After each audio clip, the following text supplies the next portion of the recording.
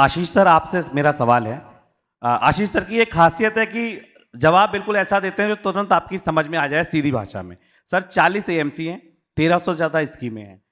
बहुत सारे लोग यूट्यूब पर पूछ रहे हैं, सुबह से जो समिट में जुड़े हैं, ट्विटर पे सवाल पूछ रहे हैं। ठीक है, आज से शुरू करेंगे समिट देखने के बाद। कहाँ से शुरू कर दूं?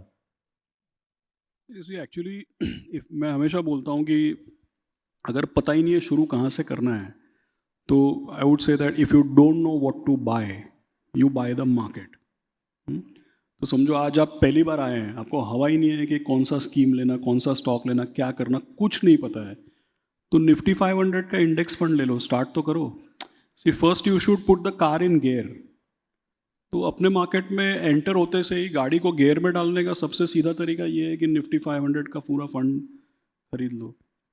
फिर जब देखोगे, सीखोगे, तो पता चलेगा कि भाई ये तो एवरेज रिटर्न दे रहा है, अभी इससे बेटर करने का है। तो इससे बेटर करना है तो कौन सा फंड लेना, कौन सा स्टॉक लेना, वो सब बाद में आएगा।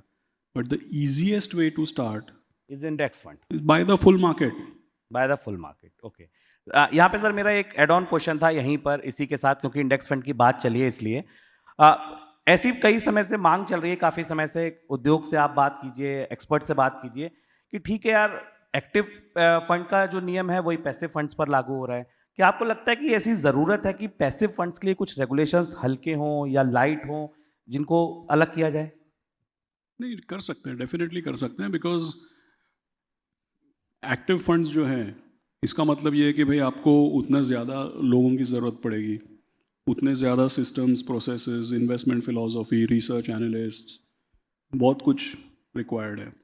अगर आप केवल पैसिव करने वाले हैं तो पूरा जो इन्वेस्टमेंट मैनेजमेंट का पूरा जो तामझाम है नहीं होगा, मिरर होगा। उतना तो रिक्वायर्ड नहीं है, right? So definitely you can do it. जैसे रेगुलेशन में चर्चा हो रही है कि लाइट रेगुलेशंस को लाया जाए। दूसरा मैं आपको और एक एग्जांपल देता हूँ। जैसे कि हमारे इंडिया में नहीं है इतना, लेकिन ग्लोबली ऐसा होता है। पूरा का पूरा कारोबार फंड ऑफ फंड्स का होता है, एसेट एलोकेशन का होता है। तो अगर आपका केवल इतना ही काम आके आप दूसरों के फंड्स में इन्वेस्ट कर रहे हो, आप फंड ऑफ फंड चला रहे हो और एसेट एलोकेटेड प्रोडक्ट लगा रहे हो, तो उसके लिए हमारे जैसे मिड कैप फंड मैनेज करने के लिए जितनी मेहनत लगती है और जितनी इन्वेस्टमेंट लगती है in the investment team itself, वो ऐसे कई सारे चीज़ें हैं जिसमें नहीं लगती है। तो डेफिनेटली करना चाहिए, नो डाउट अबाउट इट।